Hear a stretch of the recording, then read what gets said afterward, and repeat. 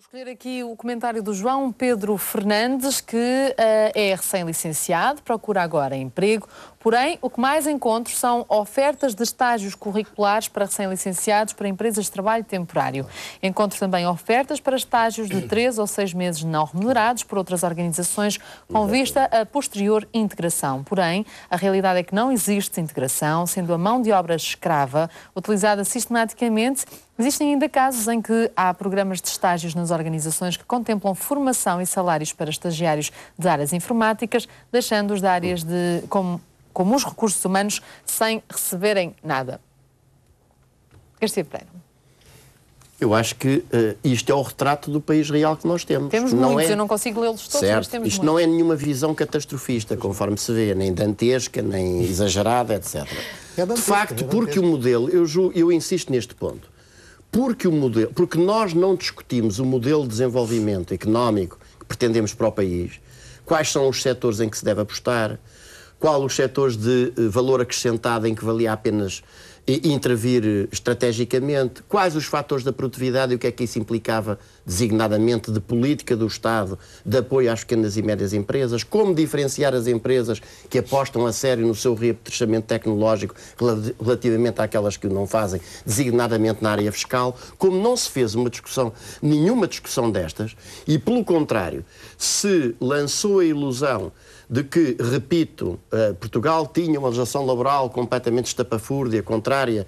Recordo aqui apenas, a propósito disso, e para fechar o ponto, que um senhor chamado Colin Crouch, que não é nenhum conspirador esquisito, enfim, conspirando pelos corredores escuros contra a economia de mercado, é um dos maiores peritos de Labour Law da União Europeia, elaborou, no final dos anos 90, portanto, na mudança do século, um estudo comparado sobre o sistema de regulação das relações laborais a nível da União Europeia. E classificou os países em função dos padrões de regulação das relações de trabalho, desde o máximo de desregulação, que era a Inglaterra da Sra. Thatcher, o máximo de desregulação, digo bem, até ao máximo de regulação que era a Grécia. E Portugal, nessa análise, está classificado no degrau dos países de padrões laborais baixo e muito baixo, e definido antes do Código de 2003 como um RAF, Unregulated Employer Dominated System, ou seja, sistema desregulado, duro, desregulado, na mudança do século. Não é no século passado, é 2000, 1999, 2000. Isto é antes do Código, que flexibilizou as relações de trabalho. Bom, porque, de facto, o modelo de desenvolvimento continua a ser, repito, o da aposta do modelo terrorista do trabalho pouco qualificado e baratinho, é óbvio que as estratégias de competitividade assentes na irregularidade têm um sustento muito forte, designadamente no tecido empresarial. E a utilização fraudulenta do recibo verde, isto é, de relações de verdadeiro trabalho subordinado disfarçadas de trabalho autónomo, transformam-se num instrumento privilegiado. Porquê? Porque a mão de obra contratada a recibo verde é dócil e é barata. Não pia, porque no dia em que piar é posta na rua.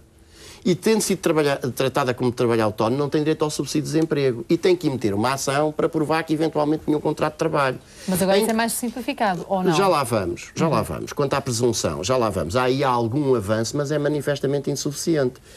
E, por outro lado, é muito mais barata, porque não tem subsídios de férias em Natal, a entidade empregadora não pagava nada de taxa social única, não paga seguro de acidentes de trabalho, etc. Por isso, em média, e existem estas estatísticas, para o mesmo posto de trabalho, se um trabalhador sem prazo ganha 1000, um trabalhador contratado a prazo ganha 740 e um trabalhador a recibo verde ganha, em média, cerca de 550 a 600.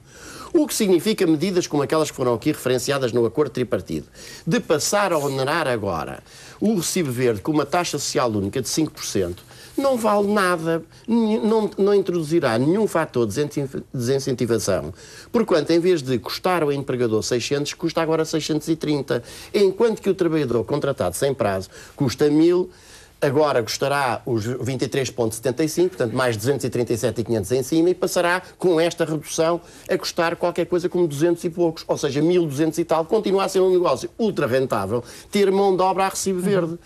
E, portanto, com uma inefetividade. É certo que agora temos uma presunção, e deixe-me só terminar aqui. A fiscalização é praticamente nula nesta matéria, já há bocado nos referimos quanto à inspeção. E não há aqui inocentes do ponto de vista político. Esta situação da inspeção de trabalho é conhecida há muito tempo. Mas, apesar de tudo, a inspeção é a foz do rio. Tribunais de Trabalho, dizer-se, bom, mas as pessoas agora podem ir ao tribunal e podem meter uma ação e agora até beneficiam de uma presunção da existência do contrato de trabalho que é tecnicamente mais perfeita, e é, do que eram as duas versões anteriores. O problema é que o próprio acesso à Justiça do Trabalho está a ser cada vez mais dificultado. As custas judiciais são muito elevadas, a lei do apoio judiciário praticamente abrange apenas quem viva debaixo das pontes. Qualquer outra pessoa cai fora desse apoio e, mais do que isso, em novembro de 2007, o Governo aprovou uma resolução do Conselho de Ministros que diz esta coisa espantosa, quer empurrar as pessoas para a mediação laboral, pelos vistos agora até quer lá meter a temática dos acidentes de trabalho, o que é espantoso, e quem não for, mesmo que ganhe a ação a 100%, tem de pagar a totalidade das custas. Como é óbvio, tudo isto combinado, aliado ao mercado de trabalho, que é muito pequeno, que é um quintal, que por setor é um canteiro desse quintal, e onde a imagem determinante que passa quando um trabalhador ousa meter uma ação em tribunal é imediatamente ser queimado nesse setor, porque ele até meteu uma ação contra o seu antigo empregador e, portanto, mais vale não entrar aqui agora nesta nova empresa, porque se calhar vai fazer a mesma coisa. O número de pessoas que verdadeiramente estão em condições de ir ao tribunal e exercer na prática o seu direito é extremamente reduzido. Portanto, estas medidas, a nova presunção da existência do contrato de trabalho, é de facto um progresso. Anterior era uma anedota. Mas a questão é que as condições materiais da possibilitação prática do exercício desse direito são muitíssimo reduzidas. E a última coisa é esta história que está aqui denunciada no mail, que é este escândalo dos estágios, que exatamente também em larga medida por uma estratégia de competitividade assente na irregularidade, a ausência de fiscalização, transformou os nossos jovens em vítimas por excelência de estágios. Começaram por ser bem remunerados em alguns setores, passaram a ser medianamente mal remunerados, hoje há estágios gratuitos e eu, como tenho dito aos meus alunos finalistas lá de Económicas, eu ainda vou ver eles, para criarem o seu próprio currículo e construir a sua própria carreira, a pagarem para fazerem um estágio.